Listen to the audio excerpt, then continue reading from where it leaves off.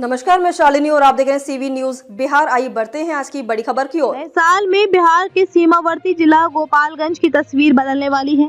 ये हम इसलिए कह रहे हैं क्योंकि गोपालगंज में कई ऐसे प्रोजेक्ट हैं जो 2025 में वजूद में आ जाएंगे। इन सभी प्रोजेक्ट के बावजूद में आ जाने से न सिर्फ गोपालगंज को फायदा होगा बल्कि उत्तर प्रदेश के कुशीनगर और गोरखपुर तक जाना आना आसान हो जाएगा।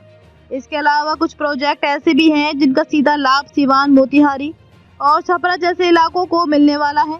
आइए सिलसिलेवार जानते हैं कि गोपालगंज को साल 2025 में क्या कुछ बड़े तोहफे मिल सकते हैं। गोपालगंज के लोगों को नए साल में एयरपोर्ट की सौगात मिलने की उम्मीद है। केंद्र सरकार की पहल पर हथुआ प्रखंड के सबैया एयरपोर्ट के बाउंड्री का काम भी शुरू हो गया है। सांसद डॉक्टर आलोक कुमार सुमन सबैया एयरपोर्ट के मुद्दे को लेकर काफी एक्टिव है और उनका कहना है कि एयरपोर्ट जल्द से जल्द शुरू करा दिया जाएगा।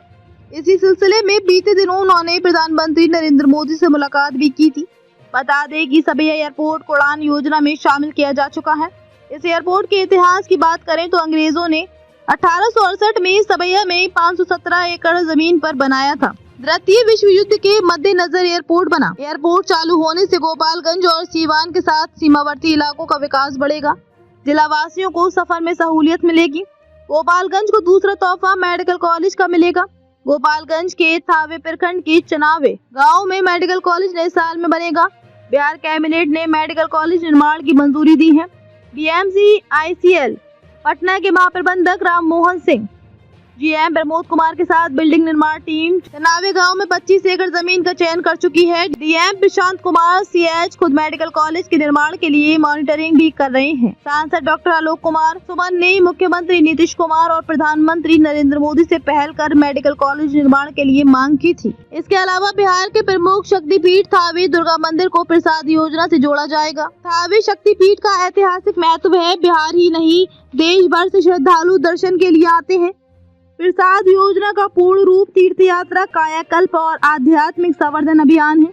ये योजना धार्मिक पर्यटन अनुभव को समृद्ध करने के लिए पूरे भारत में तीर्थ स्थलों को विकसित करने और पहचान करने पर केंद्रित है।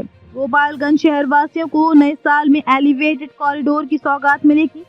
ईस्ट एंड वेस्ट कॉरिडोर यानी NH 27 पर बंजारी से लेकर आरआर मोड़ तक एलिवेटेड कॉरिडोर बना है। मार्च 2025 में चालू होने और उद्घाटन होने की उम्मीद है। एलिवेटेड कॉरिडोर बन जाने से सड़क हादसों में कमी आएगी। दिल्ली से गुवाहाटी तक को लंबी दूरी के लिए जाने वाली गाड़ियां जाम में नहीं फंसेंगी। यह गोपालगंज का पहला एलिवेटेड कॉरिडोर होगा जो करीब 2 किलोमीटर तक का होगा। केंद्र सरकार की ये परियोजना पिछले 1 दशक से अधर में लटकी हुई थी। इसी तरह रेलवे की ओर से भी गोपालगंज को तोहफे मिलेंगे। बीते साल 2024 में थावे छपरा, गोरखपुर थावे, हथुआ भटनी रेलखंड पर लंबी दूरी की ट्रेनें नहीं चली। पूरे साल लोगों ने इंतजार किया, लेकिन नए साल में उम्मीद जगी है। थावे जंक्शन को भी विकसित किया जा रहा है। गोपालगंज से बेड़िया होकर सासा मूसा होते हुए गोरखपुर तक जाने के लिए नई रेल लाइन बिछ रही है। उम्मीद की जा रही है कि राजधानी दिल्ली समेत लंबी दूरी के लिए गोपालगंज से ट्रेनें मिल सकती हैं। केंद्र सरकार इसके लिए पहल भी कर रही है। इसी तरह गंडक नदी के डुमरिया घाट पर समानांतर पुल का निर्माण कार्य 2014 से चल रहा है। PCL समेत कई कंपनियों ने काम किया, लेकिन आधा अधूरा निर्माण कर छोड़ दिया। पुल का आधा हिस्सा भी झुक गया। इसके बाद अब दूसरी कंपनी पुल निर्माण का कार्य पूरा कर रही है। उम्मीद की जा रही है कि डुमरिया घाट पर समानांतर पुल का निर्माण कार्य नए साल में पूरा हो जाएगा। नए पुल के बनने के बाद NH 27 पर आवागमन सुगम हो जाएगा और सड़क हादसों में भी कमी आएगी। गोपालगंज में पुलिस कर्मियों के लिए नया पुलिस लाइन, बाघ निषेध विभाग का नया थाना और कार्यालय चालू होने वाला है। जल संसाधन विभाग, रेलवे, राज्य परिवहन निगम, पर्यटन विभाग व NHI भी कई विकासात्मक योजनाओं को पूरा करने के लिए प्रतिबद्ध है। स्वास्थ्य और शिक्षा विभाग कई परियोजनाओं को पूरा करेगा। मॉडल सदर अस्पताल चालू होगा। नए साल में ये योजनाएं समाज के हर वर्ग के लिए नई उम्मीद की किरण बनेंगी।